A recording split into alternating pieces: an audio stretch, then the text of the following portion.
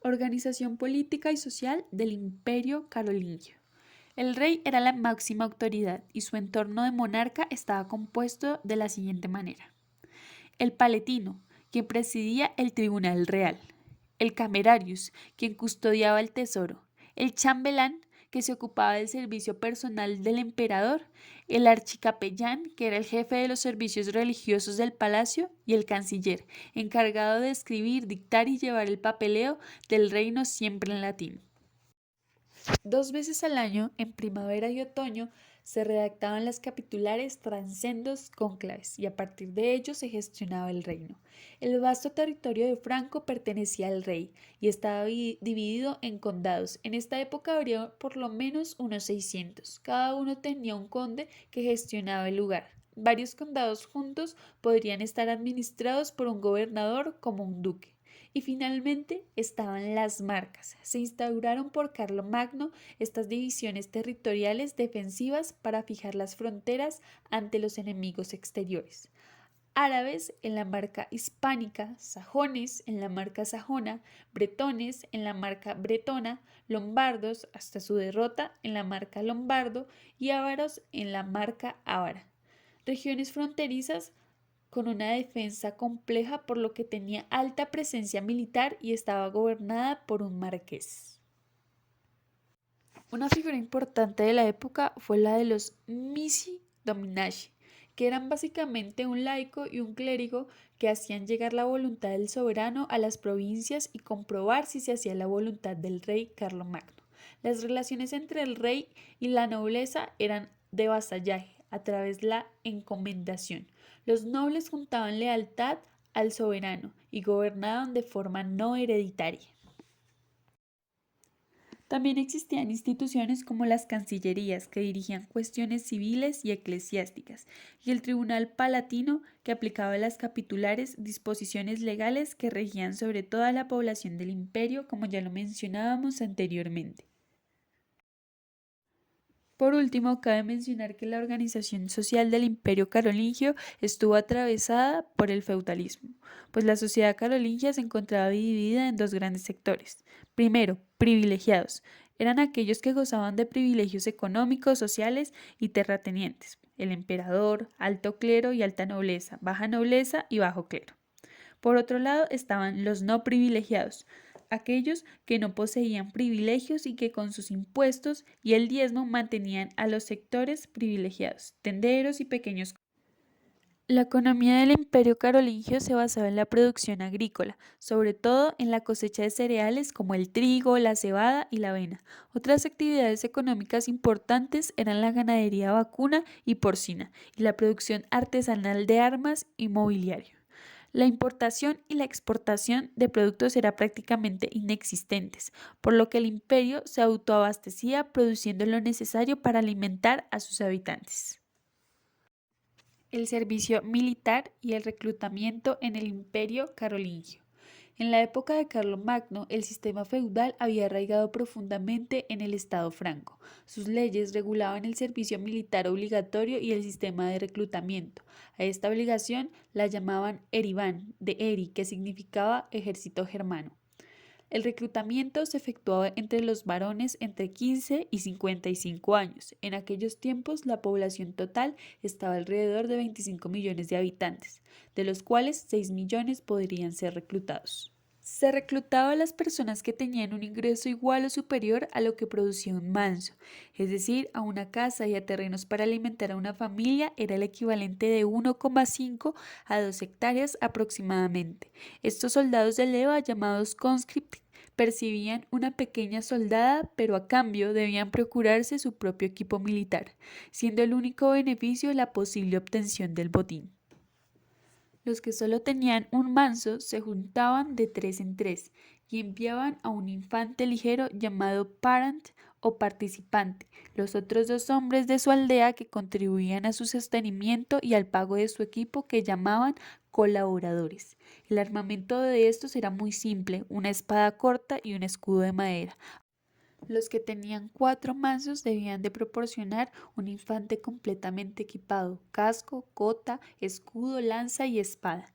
Los que tenían 12 mansos debían proporcionar un jinete completamente equipado, es decir, con armadura o brunia, escudo, lanza, casco, espada y un cuchillo. Un caballero totalmente equipado, un carro con todas las herramientas necesarias, hacha, pala, pico, barrena y provisiones para 3 meses. Los que disponían de muchos más los entregaban proporcionalmente. Por ejemplo, unos que tuviesen 120 mansos podían proporcionar 12 jinetes o 5 jinetes y 12 infantes pesados o 30 infantes pesados o 120 infantes ligeros, según su disponibilidad. Composición del ejército carolingio. Primero, la infantería. La infantería había sido el arma principal de los ejércitos francos. Su táctica era la de formar un muro de escudos contra los que se estrellaron los hunos en la batalla de los Campos Catalúnicos o de Chalons en el 451, y posteriormente los árabes en la batalla de Poitiers en el 732. Pero Carlos de Martel en esta batalla descubrió la importancia de la caballería del conde Eudes de Aquitania, así que potenció esta arma. En las batallas a campo abierto, la infantería, formada por siervos de los nobles y pequeños propietarios, tenía un papel defensivo frente a la caballería enemiga.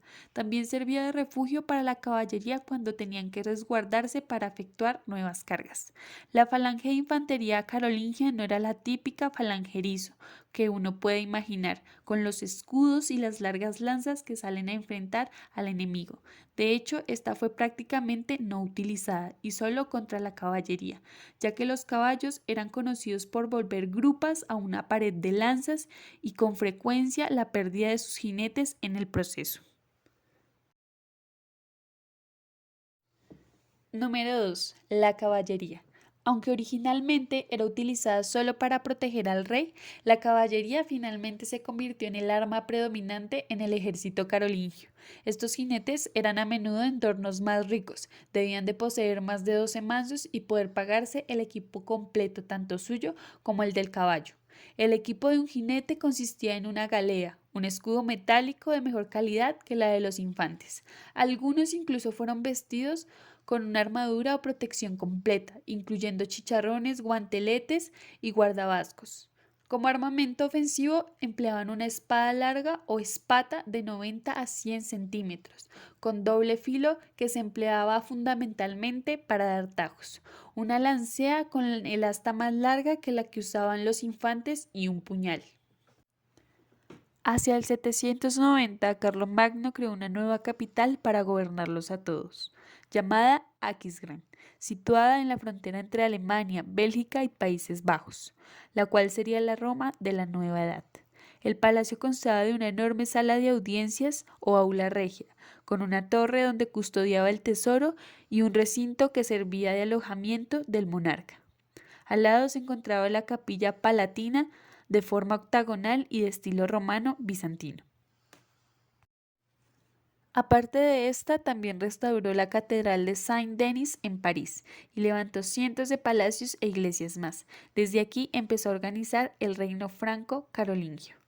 Carlomagno pasó la mayor parte de los inviernos en Aquisgrán, entre 792 y su muerte en 814. Aquisgrán se convirtió en el foco de su corte y el centro político de su imperio. Educación y cultura en el Imperio Carolingio. En la Alta Edad Media, la gran mayoría de las personas eran analfabetas. El propio Carlomagno durante su niñez no había recibido instrucción formal. Para revertir esta situación, el emperador impulsó la apertura de escuelas destinadas a la formación de cortesanos, funcionarios y religiosos.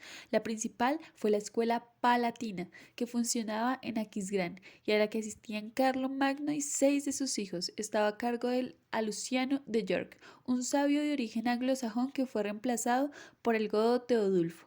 Otras escuelas funcionaban en abadías, obispados y monasterios, y su dirección estaba a cargo de sacerdotes cristianos.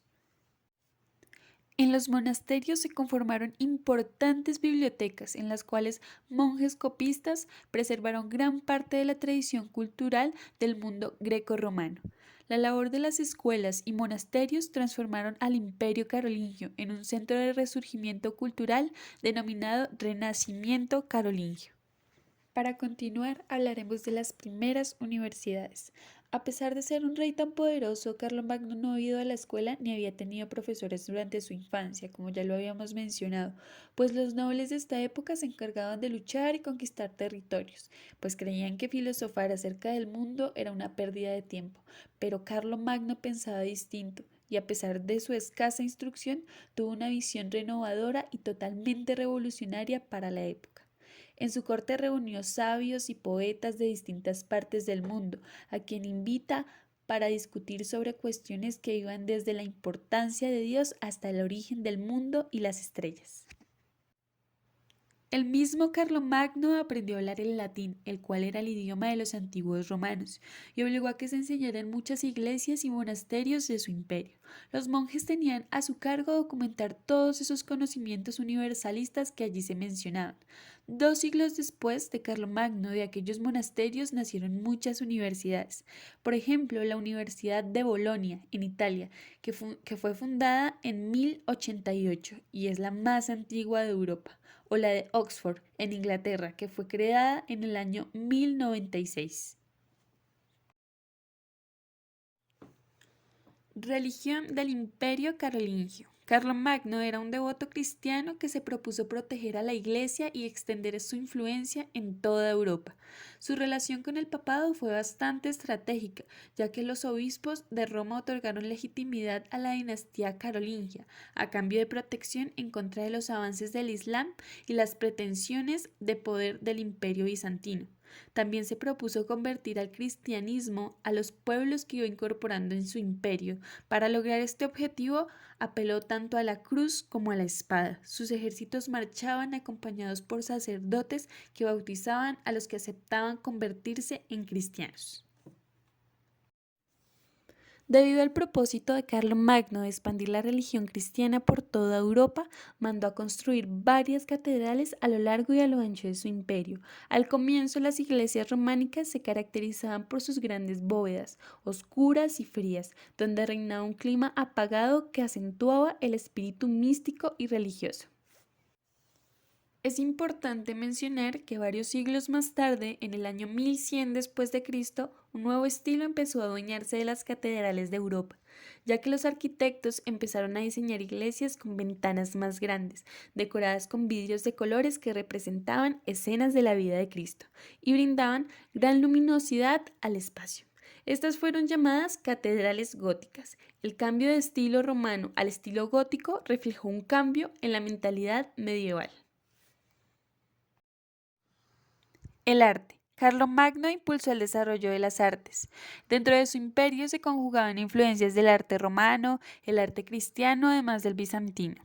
Los arquitectos trataron de recuperar la arquitectura monumental del Imperio Romano, tomando como modelo la época de los emperadores Constantino y Teodosio. Sus principales obras fueron palacios, residencias reales y templos religiosos, como la Capilla Palatina de Aquisgrán, donde oraba el emperador. Para construirla, los arquitectos se inspiraron en la iglesia de San Vital de Ravenna, simbolizando así las raíces latinas del Imperio carolingio. Por otro lado, los artistas carolingios también realizaron esculturas de mármol y mosaicos de estilo bizantino que ilustraban las escenas del Evangelio. Después de la muerte de Carlomagno en el 814, se avecinaba la caída del Imperio carolingio, pues un imperio no puede mantenerse sin comercio, y el Imperio carolingio carecía de esto. Su economía era la de la agricultura del sustento, las tierras solo producían lo que la población local necesitaba, y el excedente era donado a la Iglesia católica. Sumado a esto, el sucesor de Carlomagno, Luis I el Piadoso, no era un gobernante energético, y sus 4 hijos se disputaron el poder en varias guerras hasta que el imperio se separó definitivamente en el año 843, con el Tratado de Verdún, en el que los 3 hijos sobrevivientes partieron el imperio en 3 reinos. Carlos II, el Calvo, se quedó con Francia del Oeste. Lotario se quedó con el centro del reino, Lotaringia, y Luis II, el germánico, se quedó con la parte este, que llegaría a ser Alemania. Por último, haremos un breve recorrido del legado del Imperio Carolingio.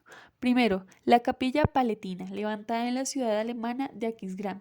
Se considera el monumento principal del arte carolingio. Fue originalmente la iglesia privada del Palacio de Invierno, que mandó a construir el emperador Carlomagno a finales del siglo VIII. Por su relevancia, esta catedral es la más antigua del norte de Europa. Fue uno de los primeros 12 lugares incluidos en la lista de Patrimonio de la Humanidad. Por otro lado está la Escuela Palatina. El Imperio Carolingio, con sus pretensiones de universalidad y su empeño en ser la continuación del Imperio Romano, se planteó impulsar un renacimiento de la antigüedad clásica, en especial de la literatura griega. Un motor decisivo del renacimiento carolingio fue la Academia Palatina de la corte de Aquisgrán. En este ámbito se agruparon filósofos, literarios y artistas de distintos países, unidos todos por el mismo ideal universalista y colaborando en la tarea común. Por supuesto, esta empresa cultural mantenía una fachada católica, como si esta fuera la garantía de que los resultados de sus trabajos tenían un fruto duradero y al mismo tiempo incuestionable. Por último, nos gustaría mencionar la minúscula carolina. La escritura llamada minúscula carolingia o minúscula carolina fue uno de los grandes logros del Imperio carolingio. Su creación respondió al propósito de que el alfabeto latino pudiera ser fácilmente reconocido por los reducidos sectores alfabetizados de todas las regiones. Fue usada en el Imperio de Carlomagno aproximadamente entre el siglo IX y el siglo XIII, durante el Renacimiento carolingio. Fueron copiados con esta caligrafía innumerables códices, tanto paganos como cristianos, así como abundante material científico y educativo. La escritura evolucionó en minúscula gótica y luego se convirtió en obsoleta, aunque forma la base de las escrituras más actuales.